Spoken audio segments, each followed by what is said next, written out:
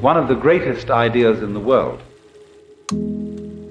is the Hindu idea that the world is a drama in which the central and supreme self behind all existence gets lost and pretends that he or it is all the creatures that there are and gets totally involved. And thus you see, the more involved, the more finite, the more limited the infinite manages to feel itself to be. The greater the artistry, the greater the depth of the illusion which is created. For you see, all art is in a way illusion. The more there is anxiety, the more there is uncertainty, the more the author or the actors manage to grip you and to persuade you just for a moment that you are actually involved in reality, the more they have succeeded as artists. You may have a faint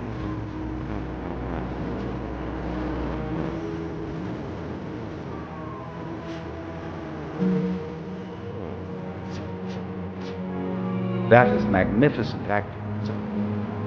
That the whole arrangement of the cosmos is something exactly like that.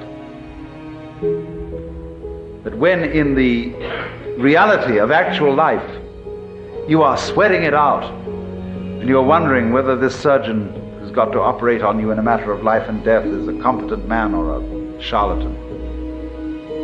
All those matters of terrific crisis are exactly the same as when you're sitting in the theater, sweating it out there. But now a far more convincing theater has been arranged.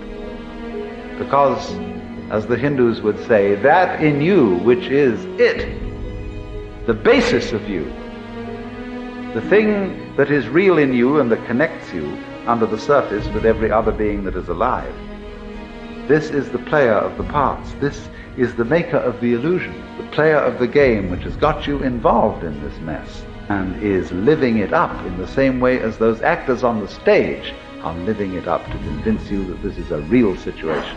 And this is very understandable because basically everybody loves to play this game.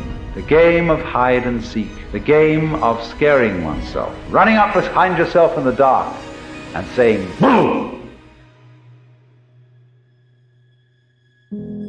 All children like to do this. And this is the most human thing. That's why we go to the play, to the movie, why we read novels.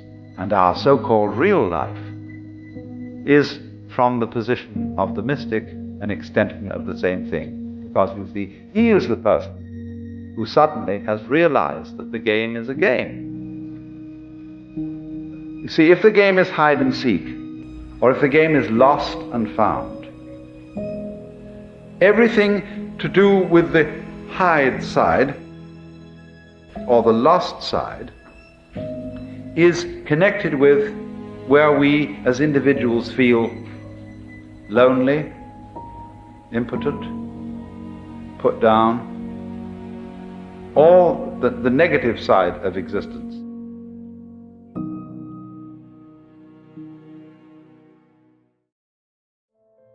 Now, if I may switch, what is morals?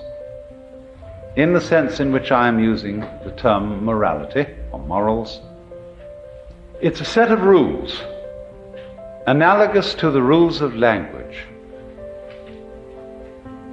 Now, it's perfectly obvious, isn't it, that we can talk to each other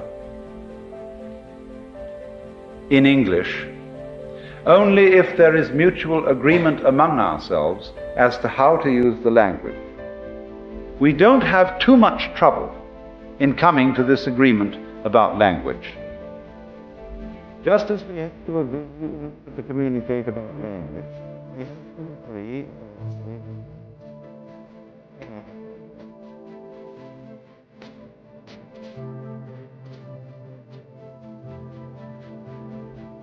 And these are actually rules of the same kind as the rules of grammar.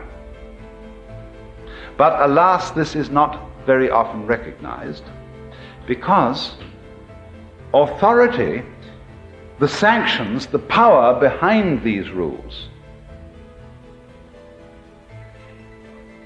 is different from the authority behind grammar. If you transgress the rules of grammar, people will shrug their shoulders and say, well, he doesn't make sense. They won't summon the police. But if you transgress the rules of driving on the highway, or the rules of finances, someone is likely to summon the police. And so one sees the authority of the state as standing behind those rules.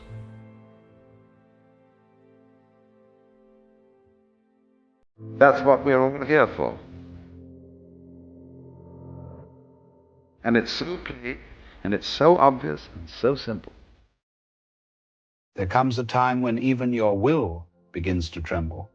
You've been pushing for so long that you can't quite remember what it felt like not to. Every morning you wake up and there is that quiet command inside your head to try again, to improve, to hold yourself together. You tell yourself you have no choice, that stopping would mean failure, that rest must be earned, but somewhere deep down, you can feel that you're becoming tired in a different way now. Not the tiredness that sleep fixes, but the kind that touches your bones, the kind that whispers, enough. Most people believe exhaustion comes from doing too much, but that's not quite true. It comes from doing what was never really yours to do. It comes from carrying identities that don't fit, from keeping promises you never actually made, from fighting to be someone you think you should be. Life was never meant to feel like constant resistance, yet somehow we've turned even peace into a project. The modern mind has made effort into a virtue. We are told that every good thing must be earned: happiness, love, rest, even awakening. You must meditate correctly, breathe correctly, forgive correctly, live correctly. But this idea of correctness is precisely what keeps you tense. You start to treat existence like an exam, checking whether you're passing or failing at being alive. And the more you check, the more life slips through your fingers. There's a story I like about a man who went to a wise teacher and said, "I want to be at peace." The teacher smiled and said, "Drop the I, that's ego. Drop the want, that's desire. What's left?" The man sat in silence for a long while. What was left was peace itself. You see, it's not that you don't know how to rest. It's that you've forgotten that resting doesn't require permission. The tree doesn't negotiate with the wind before it sways. The river doesn't ask if it's flowing correctly. Only the human mind questions its right to be at ease. When you've been trying for too long, your own being begins to rebel. That rebellion doesn't come as anger or loudness. It comes as numbness, as disinterest, as quiet fatigue. The body begins to slow down. The spirit stops answering your ambitions, and everything feels dull. You call it burnout, but it's really honesty. It's life saying, "I cannot pretend anymore." And yet, even here, the habit to strive continues. You start to think, "I must recover quickly," or "I'll rest just enough to go back to working hard again." But true rest isn't preparation for more effort. True rest is the recognition that effort was never needed. You have been breathing life as though it were a job. You've been trying to keep the rhythm going, believing that if you stop, something terrible will happen. But life has been breathing you all along. When you stop forcing, the breath continues. When you stop controlling, the heart still beats. This is the beginning of understanding that trying is not the same as living. There's a strange beauty in realizing that you don't have to keep the world spinning. It spins on its own. You don't have to hold everything together. The universe already knows how. Think about a flower. It does not strain to bloom. It doesn't calculate when to open. It feels the warmth of the sun, and something inside it simply unfolds. That's what you are not the one making things happen. but the one being unfolded by life itself. So when you find yourself exhausted but unable to stop trying, you can begin by simply watching the trying. Don't try to quit trying, just notice it. Watch how the mind says, keep moving, keep fixing, keep improving, and see it as a habit, not a truth. In that watching, something miraculous happens. Awareness itself begins to rest.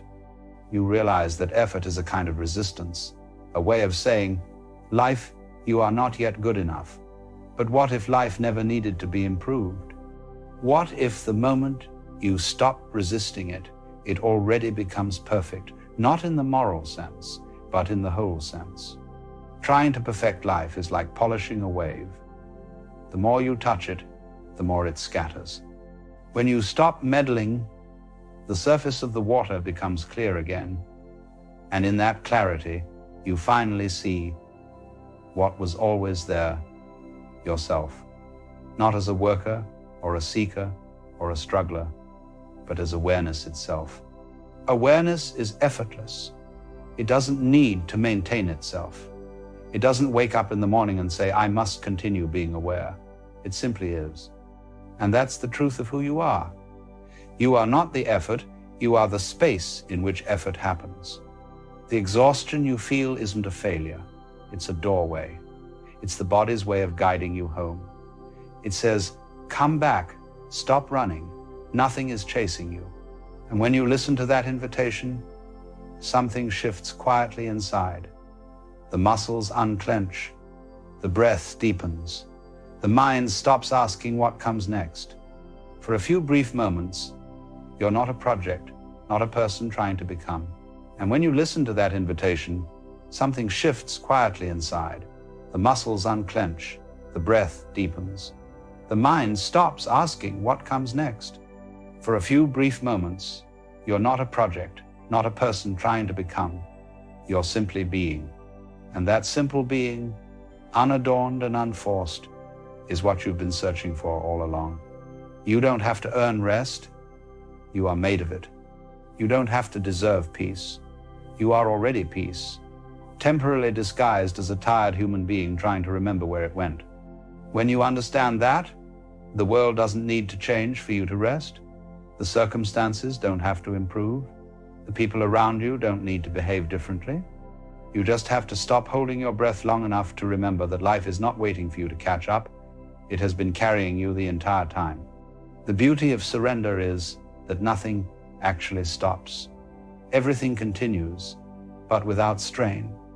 You still work, you still love, you still face challenges, but they flow through you instead of against you. You begin to act from ease rather than toward it. And that, perhaps, is the quiet secret of all spiritual exhaustion. It isn't a curse. It's the universe's way of making you tired of pretending that you are in control. There's a moment that comes after long fatigue when even thought becomes soft.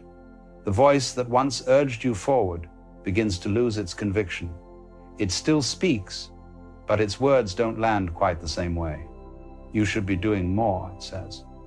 But it sounds almost tired of hearing itself. You start to notice the absurdity of how long you've been obeying it. You remember the countless times you pushed yourself because you believed something waited at the end of the road, the perfect day, the perfect peace, the perfect version of yourself. But the further you went, the more you realized there was no finish line, only a looping horizon. Every goal melted into the next one, and the moment you reached what you thought would be relief, your mind whispered, just one more step.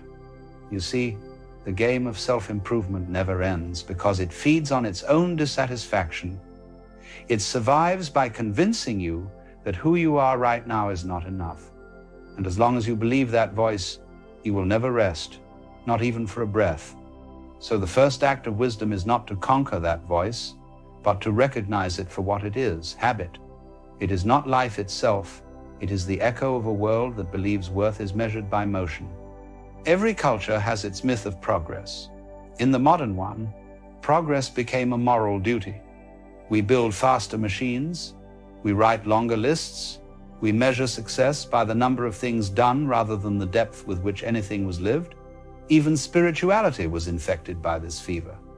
Meditation became another race, another ladder to climb. But awareness does not improve through struggle. It simply notices. The moment you see the trap, you are already free from it. Try this sometime. Sit for a few minutes and allow yourself to do nothing. Don't even call it meditation. Just sit. You'll notice almost immediately how the mind resists. It says, I should be using this time. I should be productive. Watch that urge as if it belonged to a stranger. You'll see that effort is not your nature, it's conditioning. When you stop obeying it, something ancient begins to breathe again inside you, the quiet intelligence of rest. Look at animals. They don't rest because they've finished their to-do list.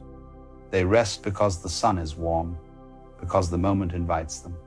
They act when there is movement, and they lie still when there isn't. That rhythm, that effortless alignment with the pulse of existence, is what humans once knew before they became afraid of stillness. To be still in this world is to appear useless, and nothing terrifies the ego more than uselessness.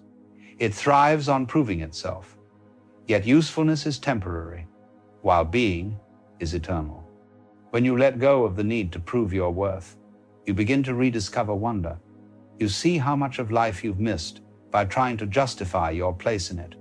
The color of the sky, the sound of your own breathing, the subtle hum of aliveness that has always been present, these return when striving subsides. And in that rediscovery, gratitude awakens. Not the kind you list in a journal, but the kind that happens wordlessly, like a flower opening at dawn. You don't say, I am grateful. You simply feel the quiet joy of existence. That joy does not depend on success or progress. It arises from the simple permission to be. When you understand that, even tiredness feels different. You no longer resent it. You let the body rest, the mind drift, and you see that exhaustion was never your enemy, it was your teacher. It came to show you the limits of control. It came to whisper, now, stop, you've done enough. You see, effort is not wrong. It's just not meant to be permanent. It's a wave that must fall back into the ocean.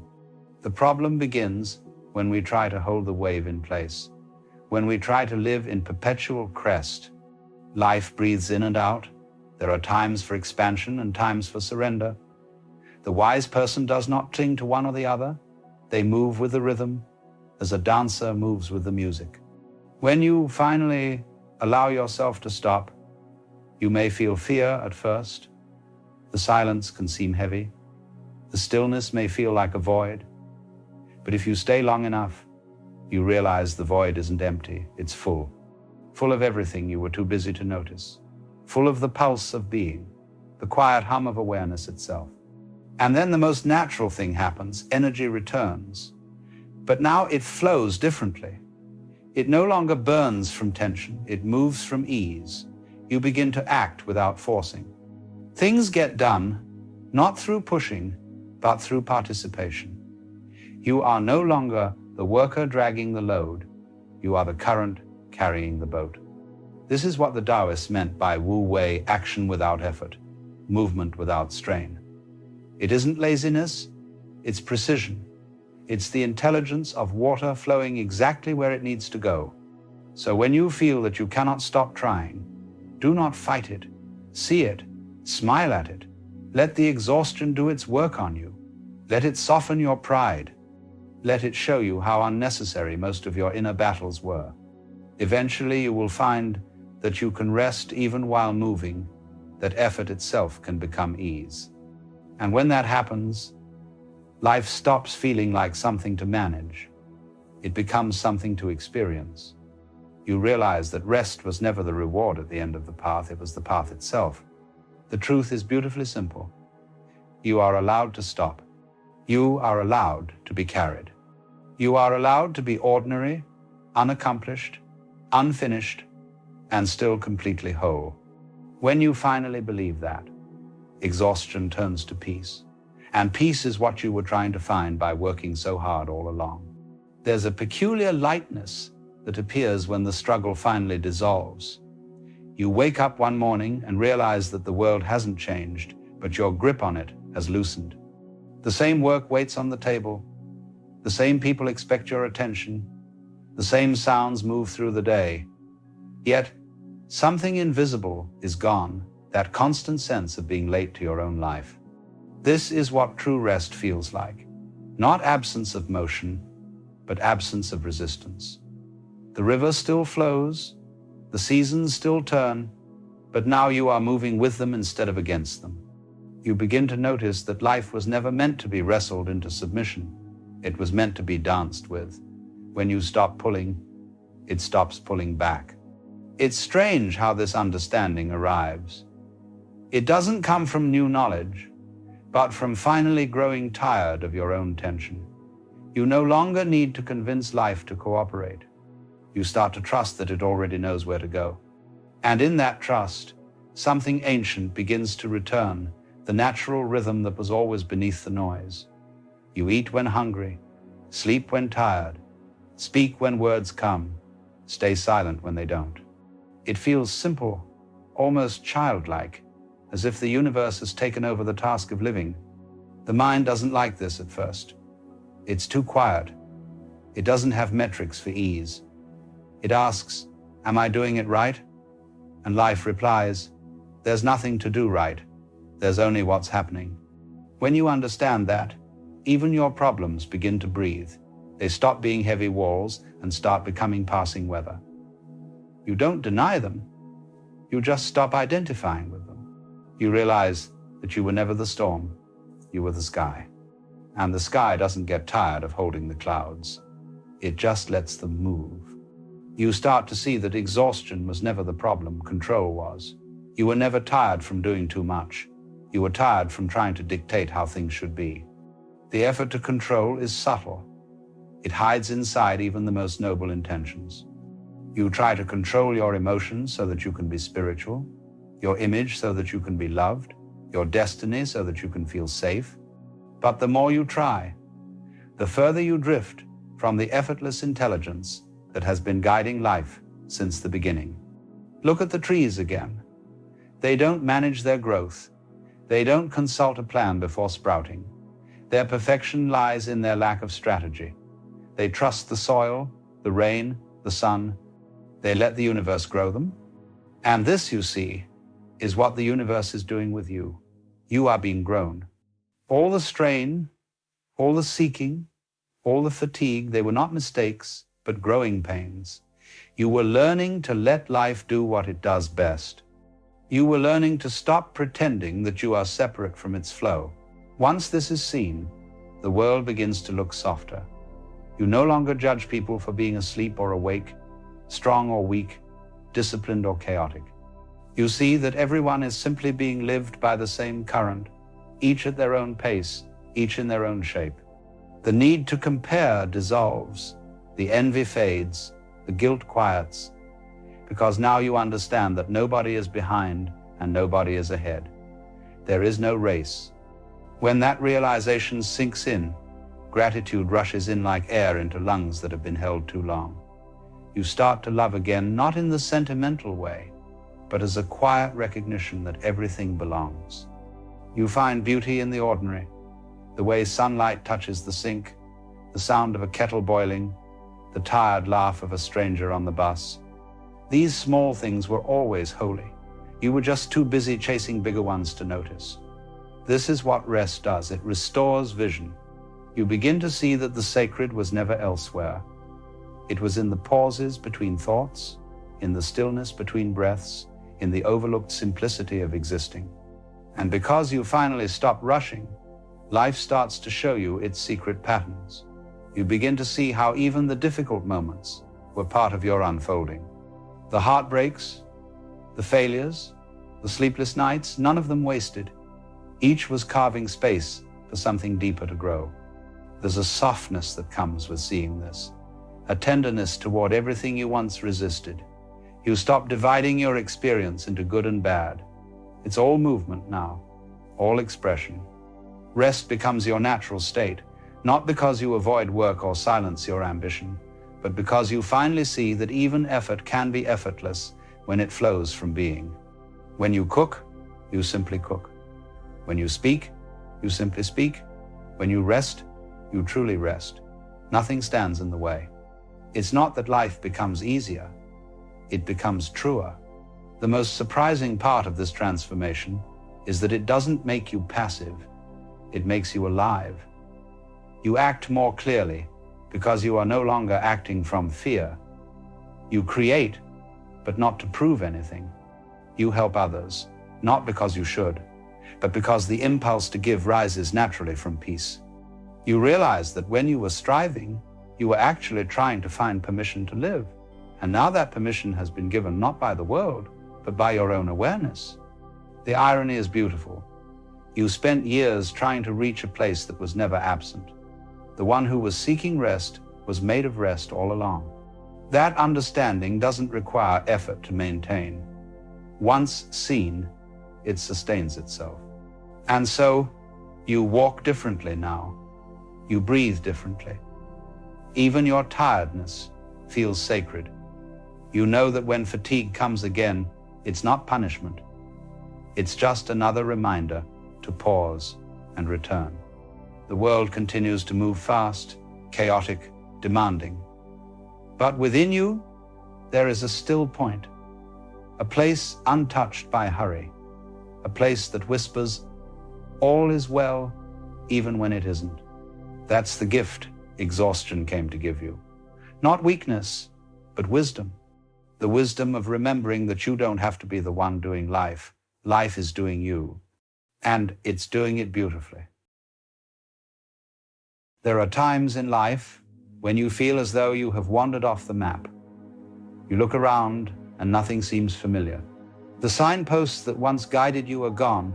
The landmarks that once gave you confidence have vanished, and suddenly you are overcome with a strange disorientation. You may call it confusion, uncertainty, or despair, but beneath all those names is a single experience. You feel lost. To be lost is not simply to lack direction. It is to have once believed you knew where you were going, only to realize that the path has dissolved beneath your feet. And in that moment, everything you trusted begins to tremble. The career you thought would define you feels empty. The relationship you believed would complete you unravels. The ideals you clung to no longer hold weight. You stand in the middle of life's forest and see only trees, stretching endlessly with no clear way forward. At first, this can feel like failure. After all, we are taught from childhood that life is a journey with a clear destination, and that our task is to find the straightest route to that destination.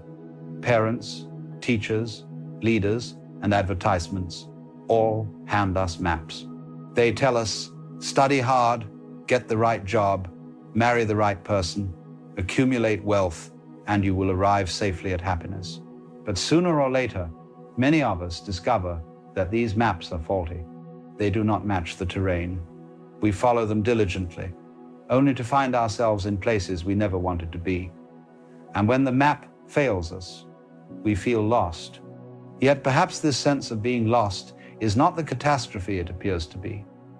Perhaps it is, in fact, a gift. For the truth is, the map was never the territory. It was only a picture, a sketch, a simplified story. The territory itself is always more vast, more wild, more unpredictable than any map can show. And when the map is torn away, frightening though it may be, we are at last forced to look at the territory with our own eyes. We discover reality directly, without the filter of borrowed instructions. Consider how a traveler might cling desperately to a guidebook, reading every detail and trying to match it to the streets of a city. But one day, the book is lost, and the traveler is forced to wander. At first, there is panic, but then, slowly, the city comes alive. Sights and sounds emerge that the book never mentioned. Hidden alleyways, unexpected encounters, uncharted beauty. What once seemed like disorientation becomes discovery. Being lost is the doorway to truly seeing, and so it may be with your own life. The disorientation you feel is not proof that you have failed, but proof that you are finally meeting reality as it is. You are no longer shielded by the maps of others, no longer protected by the certainty of borrowed truths. You are naked before the mystery, and though it is terrifying, it is also alive. To be lost is to be free of false guidance, free to wander, free to see freshly. Yet notice how hard it is to accept this.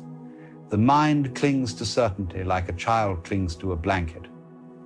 We would rather have a false map than no map at all. We would rather pretend we know than admit we do not. And so the moment of lostness feels unbearable. But look closer. The discomfort arises not from being lost itself, but from resisting it. The trees are only frightening because you demand a clear path. The silence is only heavy because you insist on constant noise. If you let yourself rest in the lostness, something begins to shift. Have you ever noticed how silence deepens when you stop straining to fill it? At first it is uncomfortable, but then it becomes rich, almost musical. In the same way, lostness becomes meaningful when you stop insisting on certainty. It becomes a vast openness, a space in which anything is possible. What felt like a dead end reveals itself as the edge of a larger horizon. You are not trapped, you are unmoored, and that is a very different thing. Think of a river. We often imagine it as having a single destination, flowing inevitably toward the sea, but along the way it meanders, branches, doubles back, floods and dries. If you stand on its banks at any given moment, you might say, "This river is lost. It is wandering aimlessly." But from the larger view, it is simply the river being itself, finding its way through the land as it must. To be lost is only to be seen from too narrow a perspective. From the broader perspective, nothing is lost at all. So when you feel lost, what is really happening? You are awakening to the fact that life is not a straight road with a fixed destination. You are realizing that all the maps were temporary, that they could never contain the mystery of existence. And while this realization unsettles the mind, it liberates the heart. For then you no longer have to pretend. You no longer have to force yourself into paths that do not fit. You can allow yourself to wander, to question, to begin again. Lostness, then, is not the enemy of life. It is life breaking through the illusions you once clung to. It is reality reminding you that the point was never to arrive, but to move, to explore, to live. To be lost is to stand at the threshold of discovery, trembling perhaps, but also alive with possibility. And notice how, in those moments of disorientation, the smallest details become radiant. When the big picture collapses, the present moment comes to the foreground. You feel the air on your skin. You hear the rustle of leaves. You notice the rise and fall of your breath. The mind, stripped of its maps, returns to immediacy. And in that immediacy, you find a strange peace. For the present moment has no need for maps. It is complete in itself. In truth, you cannot be lost in the present. Lostness always refers to the future or the past. You say, "I do not know where I am going," or "I should not be where I am." But here, now, you are simply here. The ground supports you. The breath moves in and out. Life continues. To drop into the present is to see that lostness is only a thought, not a reality. And when that thought softens, what remains is not despair but wonder. So perhaps, rather than resisting lostness, you might welcome it. You might see it as an initiation, a necessary stage in awakening. For who has ever truly found themselves without first being lost? Who has ever discovered truth without first seeing the failure of illusion? The very word discover means to uncover, to remove what once covered over reality. Lostness removes the cover, and though the exposure is raw, it is also true. In the end, The feeling of being lost may be the most honest feeling of all, for it admits what is always the case, that we do not ultimately know where life is taking us. The certainty we cling to is a fragile construction. Lostness tears it away and reveals the vastness beyond. And in that vastness, you may find not the path you expected, but the path you needed. When the path disappears beneath your feet, when the signs no longer point the way, and when the horizon stretches endlessly in every direction, something remarkable begins to happen. You start to discover that being lost is not an obstacle to life, but part of its essence. For what does it mean to be found, if not to have first been lost? And what does it mean to have direction, if not to have wandered without one? To feel lost is to be placed at the heart of mystery, where life can no longer be reduced to neat explanations. The truth is, you were never truly in control of the journey. You imagined that you were choosing each step, plotting each destination, and charting each course. But look closely.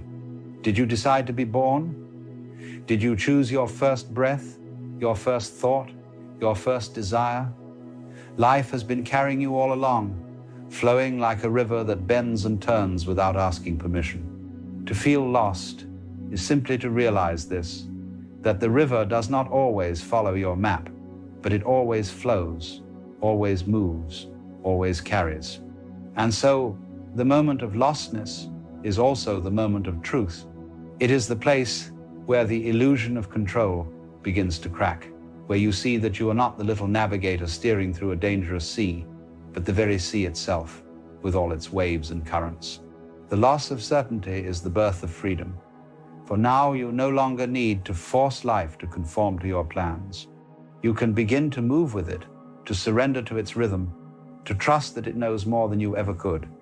This is what the ancient sages called wu wei, effortless action, flowing with the grain of things instead of against it. Imagine a dancer moving to music. The dancer does not plan each step in advance, nor does she fight the rhythm. She listens, responds, allows the body to be moved by the sound. In the same way, life invites you to dance with it. Lostness is the silence before the music begins, the pause that invites you to listen more deeply. And when you do, you may find yourself moving with a grace you did not know was possible. Think of how a bird flies. It does not calculate each gust of wind, each eddy of air.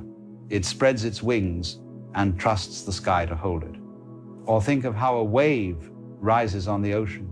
It does not know where it will crest, nor when it will fall, yet it belongs perfectly to the movement of the whole.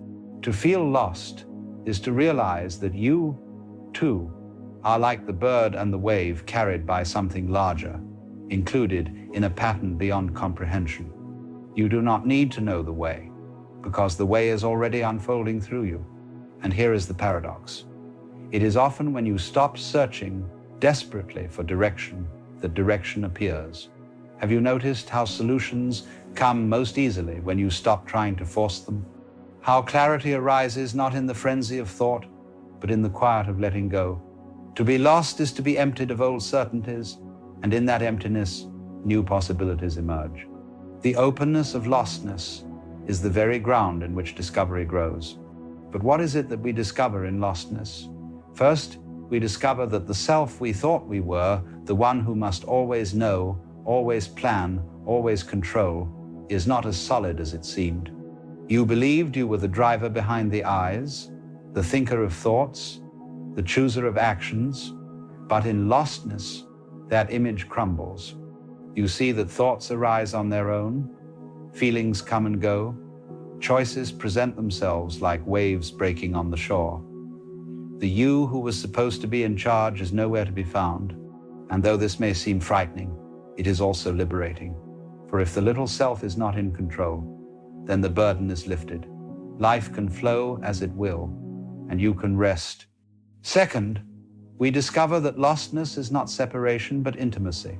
When the map is gone, you are no longer looking at life from above as though it were an object to be controlled.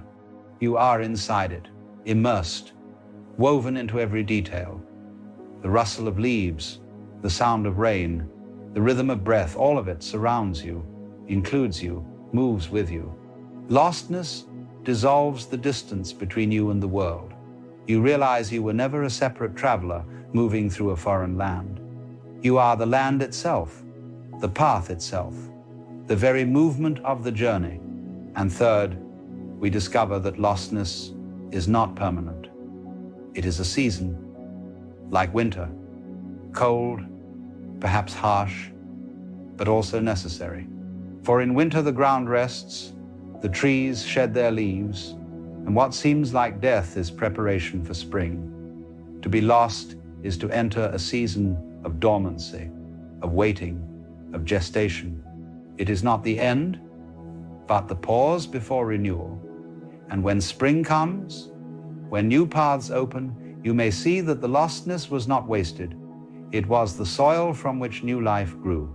So rather than resisting lostness, we might honor it. We might see it as part of the great rhythm of existence, the ebb and flow of knowing and not knowing, of clarity and confusion, of direction and wandering. Just as day and night belong together, just as tide and trough are inseparable, so too do foundness and lostness belong to one another. Without lostness, foundness would have no meaning. Without confusion, clarity would not shine.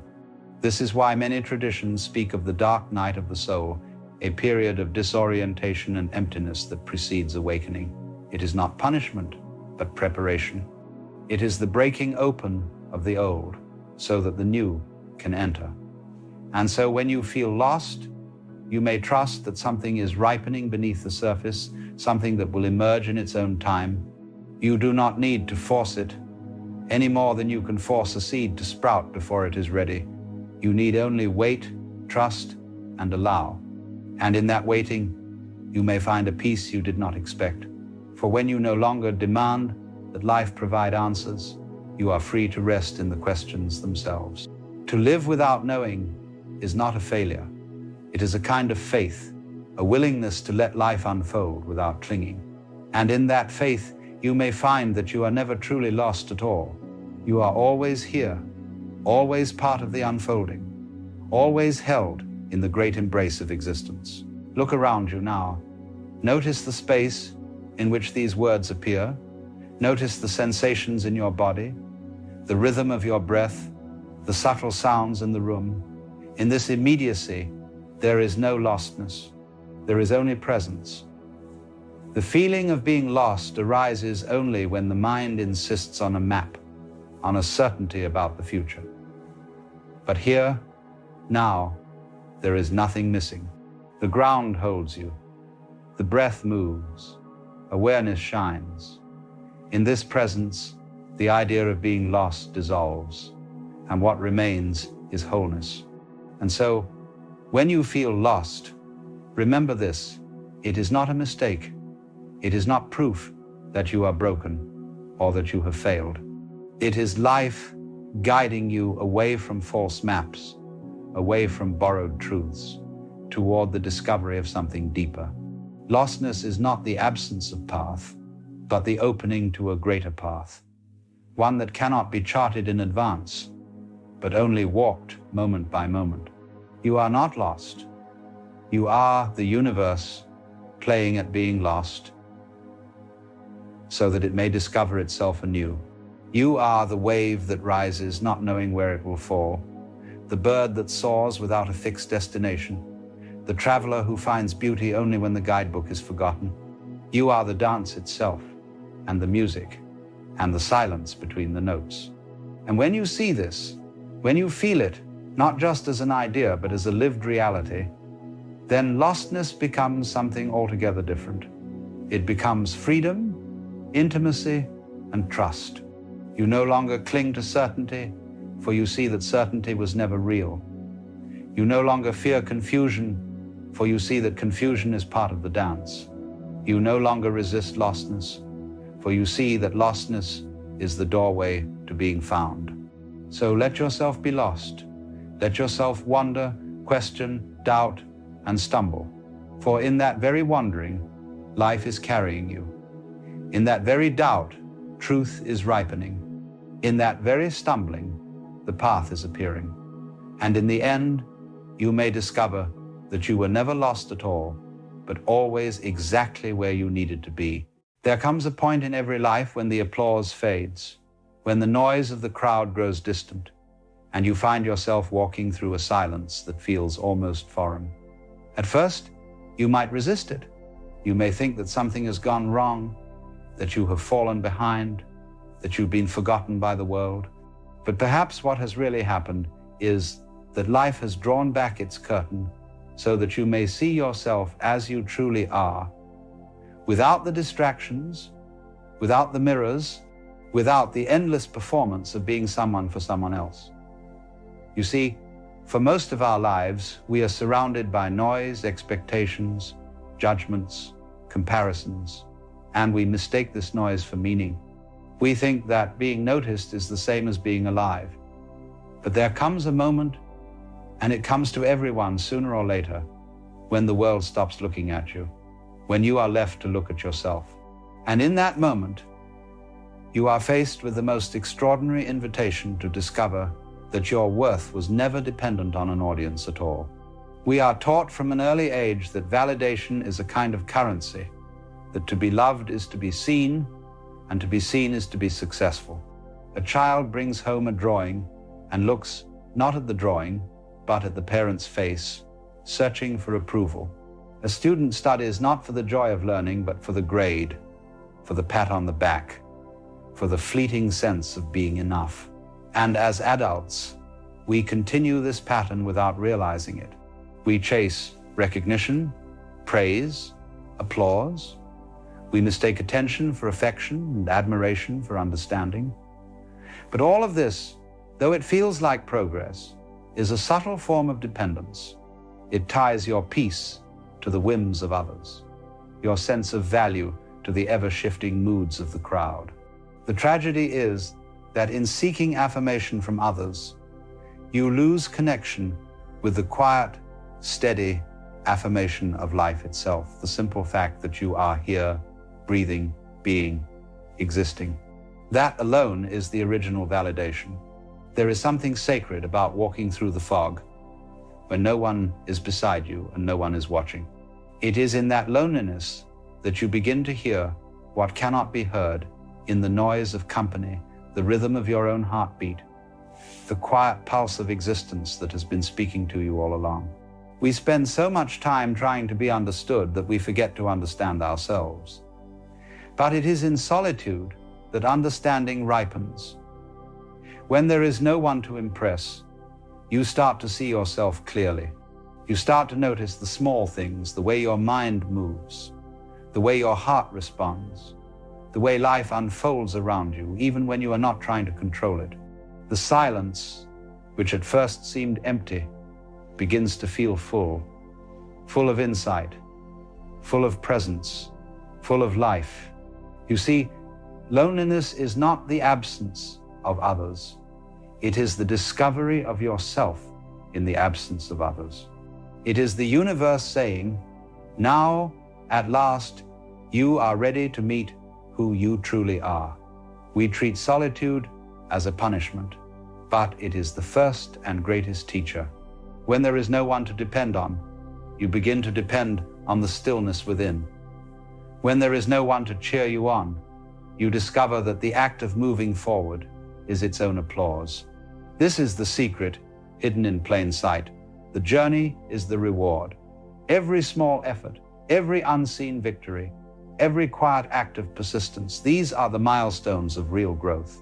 They may not earn you applause, but they build something far greater, a quiet strength that no one can give and no one can take away.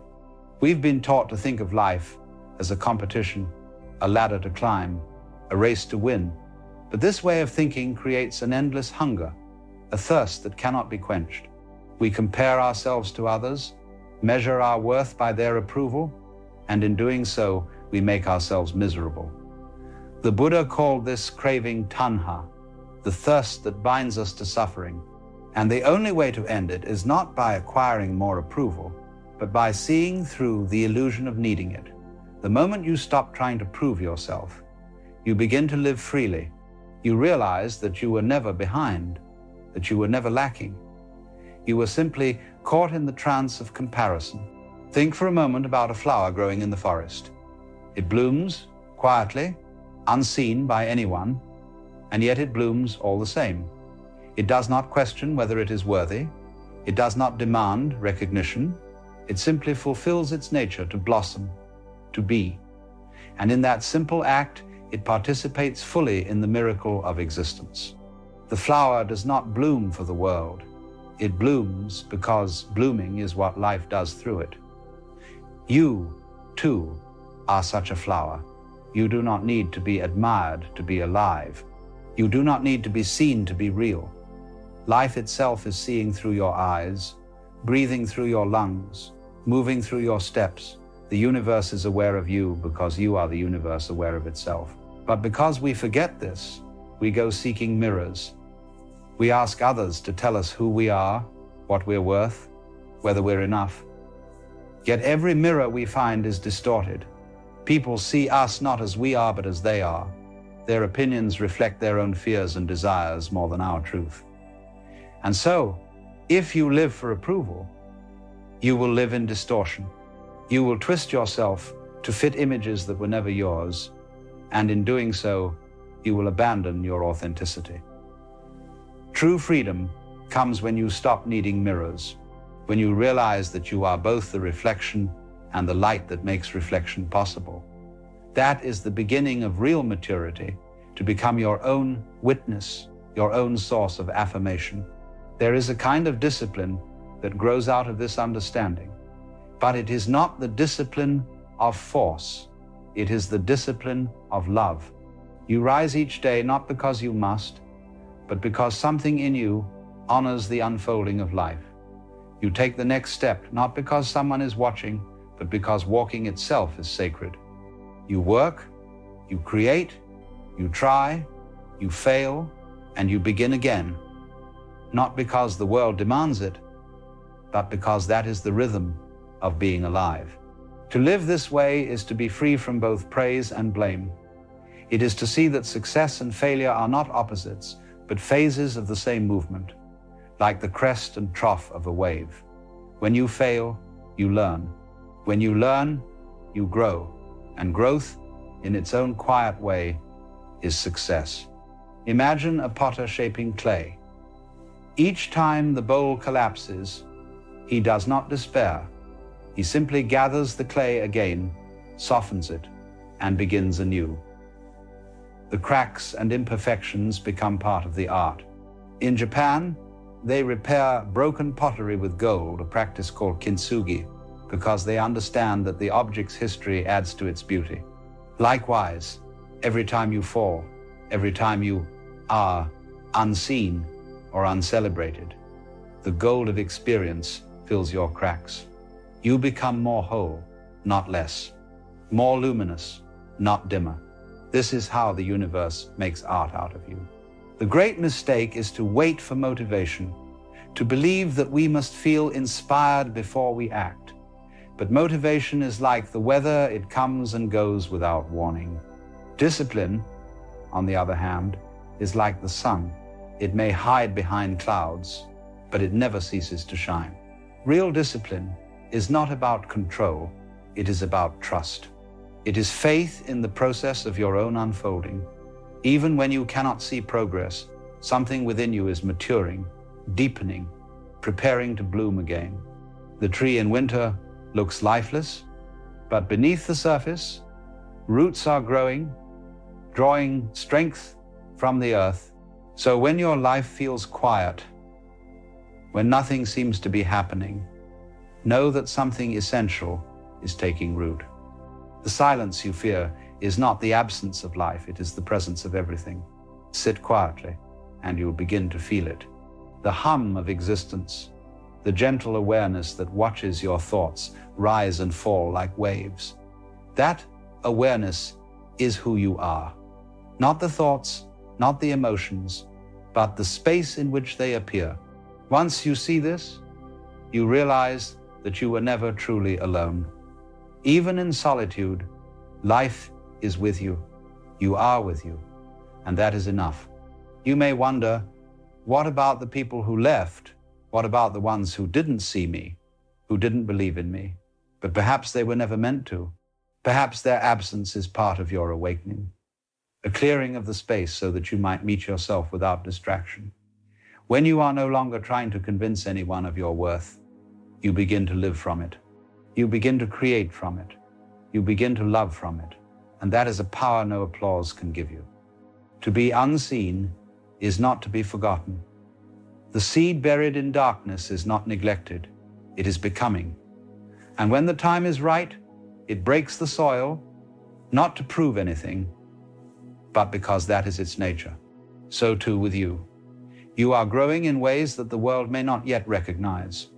You are unfolding according to a rhythm far deeper than public validation. And one day, without fanfare, you will realize that you no longer need to get ahead because you are already ahead.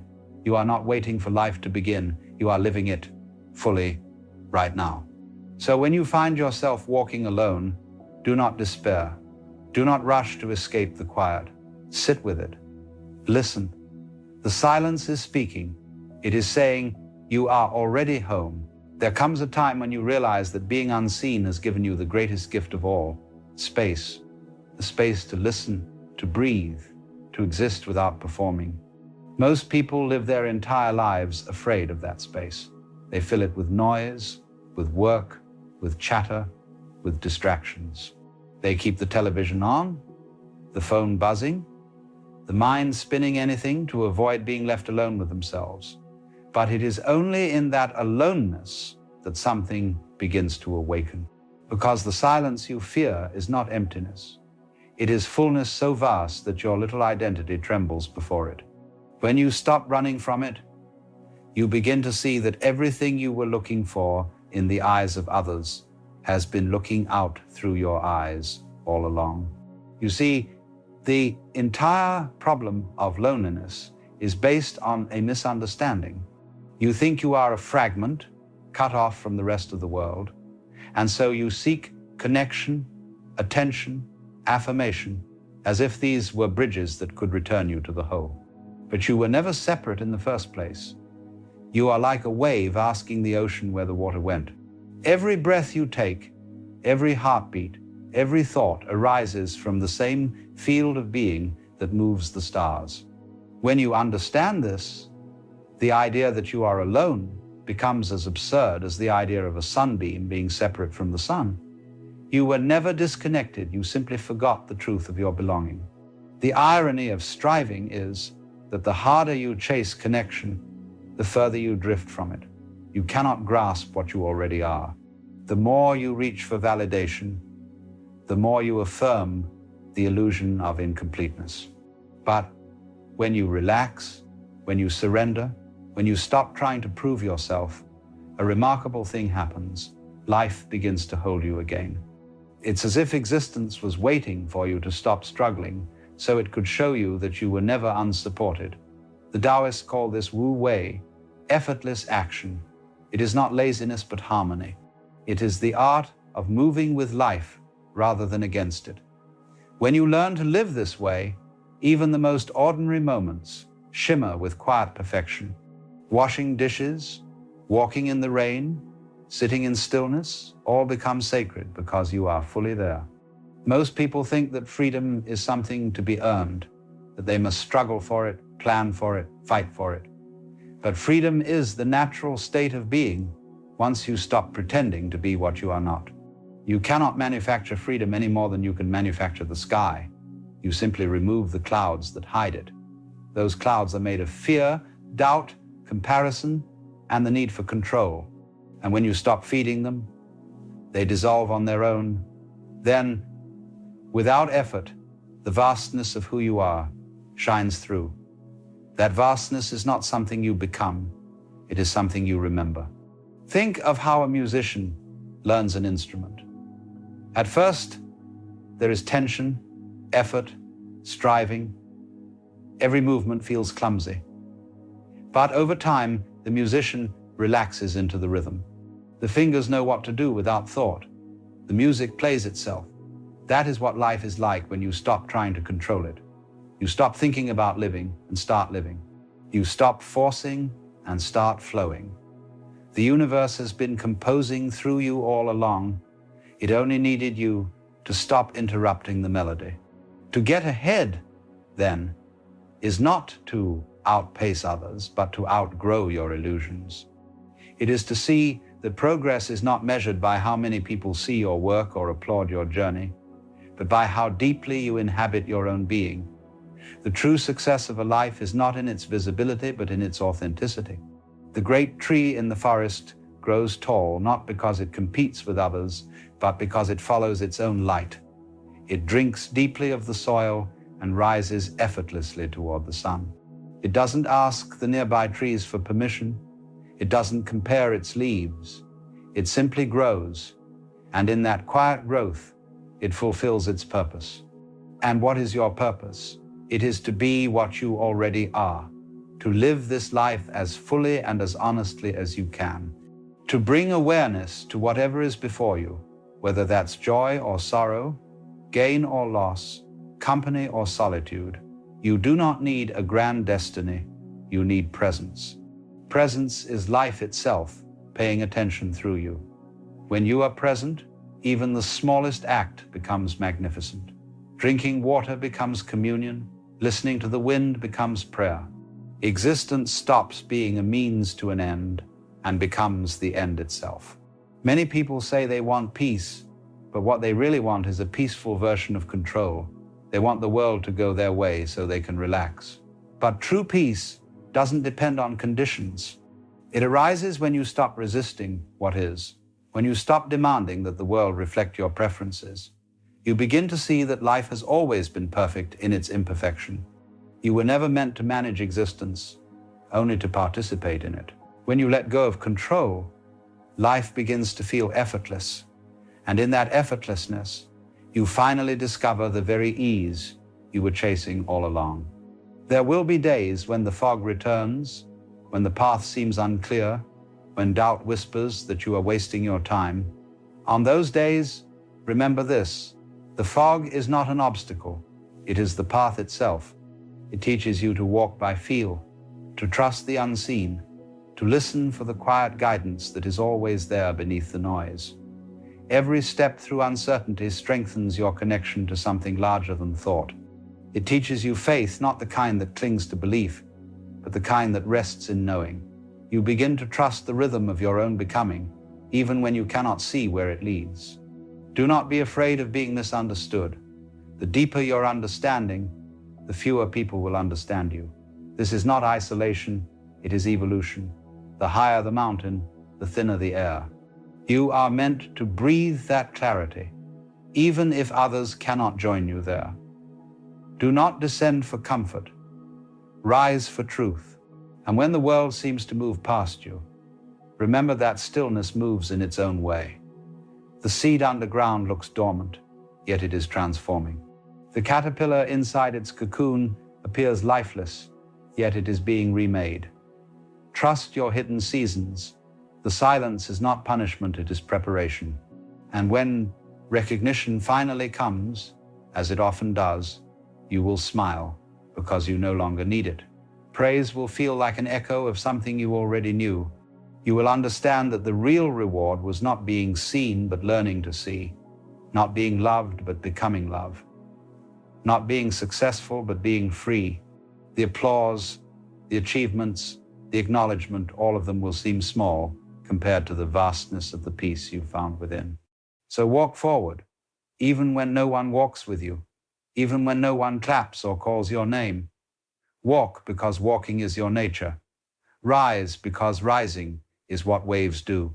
Move not because the world demands it, but because life itself moves through you.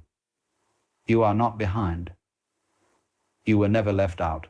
You are part of a great unfolding, and your role is to let it unfold through you in its own time, in its own rhythm.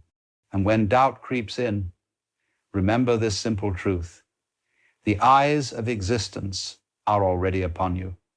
The universe is looking through your face, breathing through your lungs, living through your heart. You were never separate, never unseen. You have always been enough. The fog was never there to hide you. It was there to reveal you. When the mist clears, you will find that what you were searching for was not waiting at the top of some mountain, but shining quietly within you all along. Because the moment you stop waiting to be seen is the moment you begin to see. And in that seeing, life begins again. There are moments in life when words strike us with an almost eerie precision, as if they were spoken directly to us and no one else. You may have passed over the very same words before, perhaps even laughed at them or found them unremarkable. And yet suddenly, in the middle of your own struggles, they arrive with such clarity and such force that they feel destined, inevitable, as though the universe itself has conspired to deliver them into your hands. This is the mystery of timing, the way a message finds you not when you demand it, but when you are prepared to receive it. We often imagine that wisdom can be gathered like coins, that if we read enough, listen enough, think enough, we will finally hold it in our grasp. But real wisdom is slippery. It is not simply a collection of ideas to be memorized and filed away.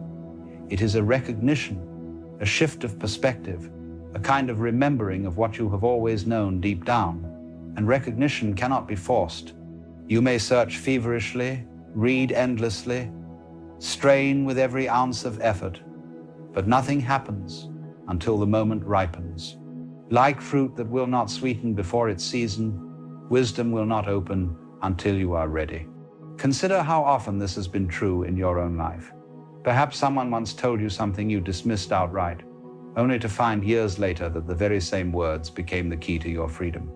Or perhaps a book sat on your shelf, forgotten, until one day you picked it up and suddenly every page seemed to speak directly to your heart. The words did not change, you did. Your life unfolded through joys and sorrows, through mistakes and triumphs, and at last you arrived at the moment when those words could land. The message was waiting all along, but you had to live enough to hear it. This is why the message you are hearing now feels as though it was meant for you. Not because someone has tailored it, not because fate has singled you out, but because your life has ripened to the point where it resonates. It is not so much that the message found you, but that you grew into it. And in that growing, the meeting feels inevitable. Just as the river winding through valleys seems destined to meet the sea, so your path has brought you to this very moment where these words and your awareness converge. We do not like to think of life this way because it challenges the notion that we are in complete control. We imagine that we chart our own course, that growth is something we can schedule and demand. But notice how your greatest realizations have come to you. Did they not often arrive unexpectedly, as gifts you could not have summoned? The most profound lessons tend to come uninvited, often in moments of despair or confusion, when you were forced to drop your defenses and listen with a new kind of openness. It is not that suffering is desirable, but that it humbles us, softens us, makes us porous enough for wisdom to enter. Think of the way the earth must be prepared before seeds will grow. The soil must be turned, the weeds cleared, the rains must fall. Only then will the seed sprout, not because the seed has changed, but because the conditions have aligned. And so it is with the messages of life. They lie dormant around us, unnoticed, until at last the conditions within us are ready. Then, what was once meaningless bursts into significance, as though it had been waiting patiently for this exact moment. And so it may be with the message you are hearing now. You could have heard these very same words years ago and felt nothing. You could hear them again years from now and feel something entirely different. But here, now, they strike with the peculiar force of inevitability. They belong to this moment because you belong to this moment, and the two are not separate. You and the message are the same wave rising in the same ocean, cresting together, inseparable. It is tempting to call this fate, or destiny, or divine guidance. And indeed, those are names we give to this uncanny harmony between inner need and outer event. But the deeper truth is simpler. Life is whole. You and the words you hear are not two independent things colliding by chance.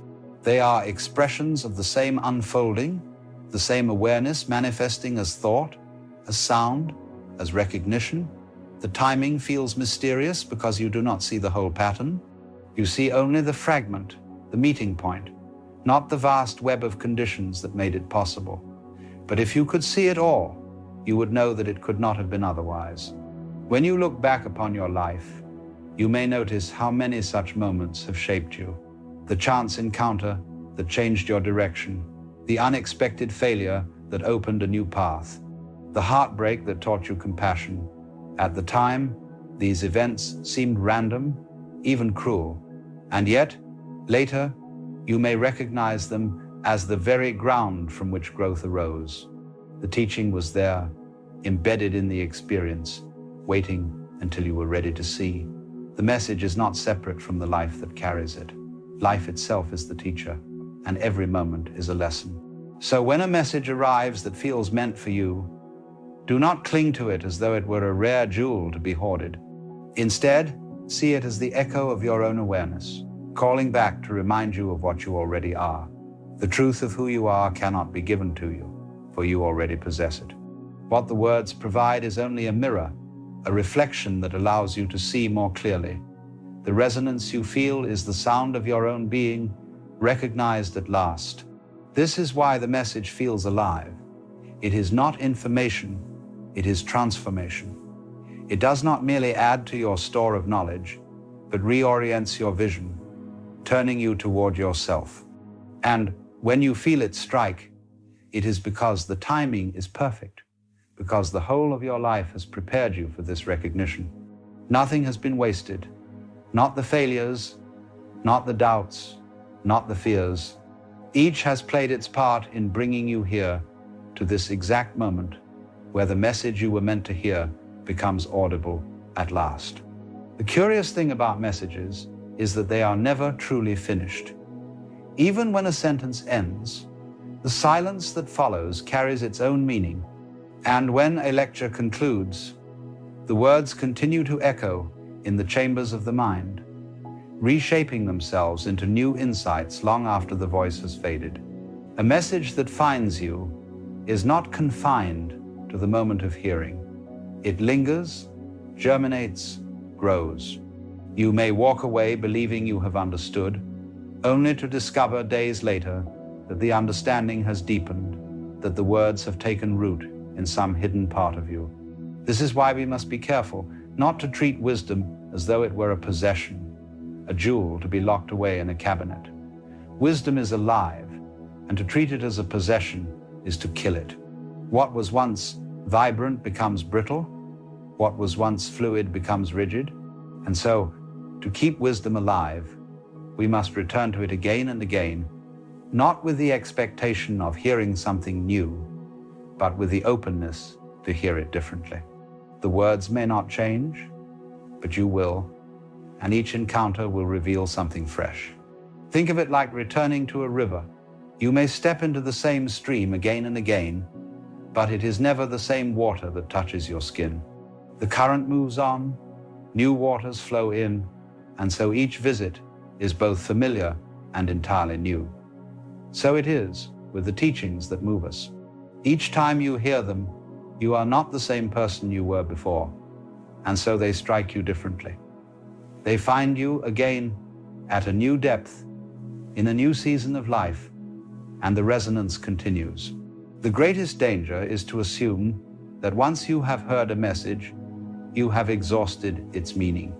This is the arrogance of the mind, which seeks to categorize and conclude, to say, I know that already. But the most profound truths are not things you know once and for all. They are things you live moment by moment, again and again. To say, I know that I am not separate from the world, is not the same as living with the felt reality of inseparability. To say, I know that all things change, is not the same as flowing with change in the midst of loss. Knowledge can be stored away, but wisdom must be renewed in each breath. This is why the message you were meant to hear does not end with the hearing. It continues as a practice, as a way of being.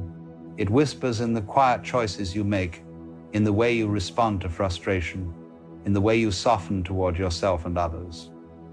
It is not a grand revelation to be remembered, but a gentle rhythm to be lived. So let us return to the question, why does the message arrive when it does? Why not sooner? Why not later? To answer this, we must look closely at the nature of readiness. We often think of readiness as something we can control, as though we could prepare ourselves perfectly for wisdom to enter. But readiness is not an achievement, it is a surrender. It is not that you make yourself ready, but that life wears you down until you can no longer cling to your defenses. Readiness is the collapse of resistance, the softening of the shell, the moment when you can no longer maintain the illusion of control. Think of the way a seed must crack open before it can grow. To the seed, the cracking may feel like destruction, like death, but in truth, it is the beginning of life. So too with us. Our moments of breaking are often the moments of greatest possibility. What feels like the end is often the opening, the place where light enters. And it is in those moments that the message finds us, not because it was absent before, but because we are finally porous enough to receive it. This is why suffering, though painful, often becomes the soil of transformation. It is not that suffering is inherently good or desirable, but that it dissolves the rigid certainties we cling to. It humbles the mind that believes it has everything figured out. It softens the heart that has grown hard with pride or fear. And in that softening, the message can enter not as a doctrine imposed from outside, but as a truth recognized from within. Yet there is another side to this. For just as suffering can prepare the ground, so too can joy. There are times when beauty itself is the message, when a sunset leaves you breathless, when music draws tears from your eyes, when laughter reminds you that life is worth living. In those moments, too, the message arrives, not in words, but in presence. The teaching is not always a correction. Sometimes it is an affirmation, a reminder that the world is already whole, that you are already included, that nothing is missing. And so the message is not bound to a single form. It may come as a lecture, a book, a conversation with a friend. It may come as silence, as nature, as the simple act of breathing. To look for it only in one form is to miss its endless variety. The message is life itself, unfolding in countless guises, always speaking, always available, but only heard when the ear is open. Now consider this. If the message always comes when we are ready, then perhaps every message you have ever heard was the right one at the right time, even if you did not recognize it as such. Perhaps even the words you rejected, the teachings you mocked, the advice you ignored, played their part. They planted seeds that lay dormant until the season was right. And even your resistance was part of the process, for it shaped the path that brought you to where you are now. This means that nothing is wasted. No conversation, no book, no experience lies outside the web of meaning. Even what seems irrelevant or mistaken may reveal itself later as essential. The fragments fit together in ways you cannot see, and only in hindsight do you realize that each played its part. So too with this message. You may not grasp it fully now, but perhaps later it will blossom, and you will look back with gratitude that it was waiting for you here. But there is an even deeper implication. If the message finds you when you most need it, then you too may become the bearer of a message for someone else. Not because you have all the answers, not because you must preach or persuade, but because simply by living, you become part of the pattern. A word spoken in kindness, a gesture of understanding, a moment of honesty, these two can arrive with uncanny timing for another. You may never know it, but your life may be the message that someone else most needs to hear. This is why it is important not to underestimate the power of presence. You do not have to contrive grand teachings or prepare elaborate speeches. Sometimes your simple being, your willingness to show up authentically, carries more weight than any doctrine. For presence itself is the message that life is whole, that awareness is enough, that nothing is missing. And so we return to the heart of the matter. The message you were meant to hear is not a secret code hidden away in distant texts. It is the ongoing revelation of life itself, unfolding in this moment. As you listen, as you breathe.